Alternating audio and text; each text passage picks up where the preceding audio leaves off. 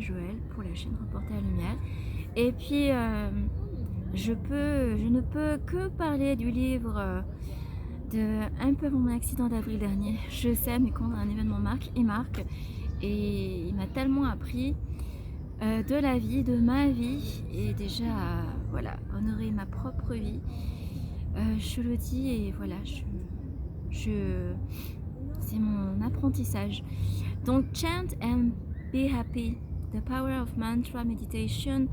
Et c'est based on the teachings of His Divine Grace Bhaktivedanta Swami Prabhupada. Je préfère le lire parce que j'arrive jamais à dire Swami Prabhupada.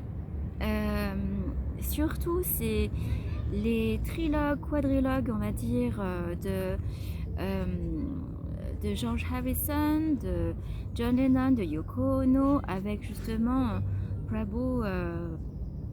Pada Swami, Srila Prabhupada.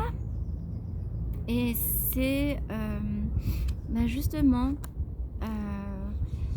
j'aimerais vraiment présenter l'introduction laissée par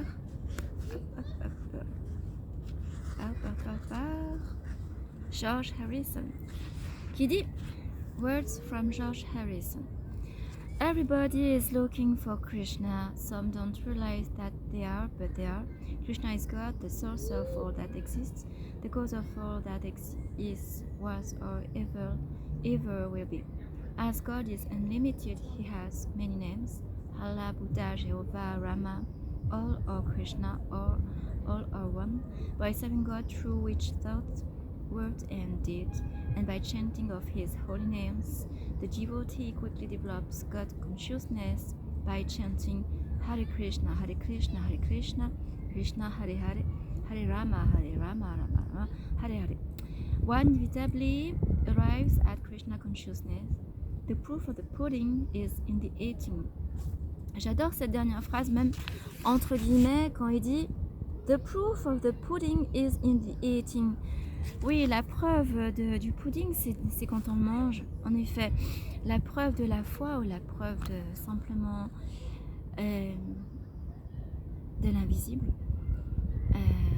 c'est dans le vivre, dans notre vie, chaque jour. Mais celui-là, vraiment, il m'a beaucoup accompagnée partout dans le bus, partout l'été, quand j'étais au ralenti.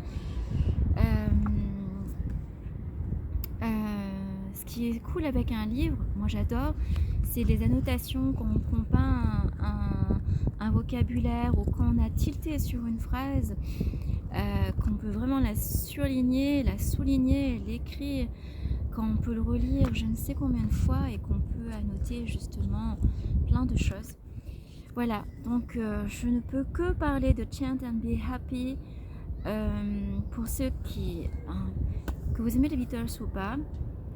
Moi je les ai découverts, je les découvre toujours et encore, les Beatles, leur quête spirituelle et pratico-pratique, comme vous connaissez, et aussi leur partage avec, que ce soit dans leur sphère privée, intime ou publique.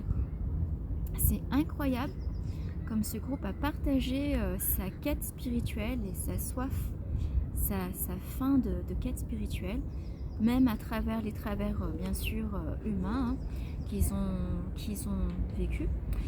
Et surtout, d'autant que bien sûr c'est aussi les rencontres des Beatles, surtout c'est aussi,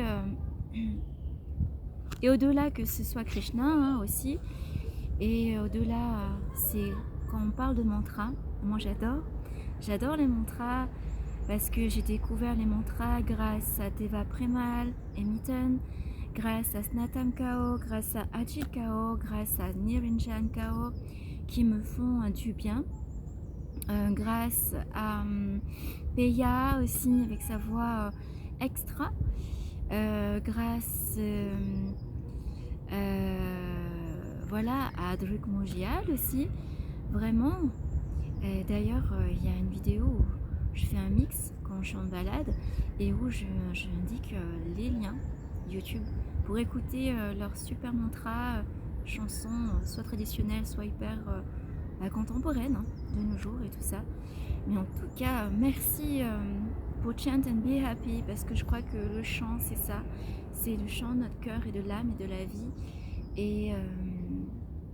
Et puis je vous laisse découvrir, bien sûr, plus profondément, individuellement.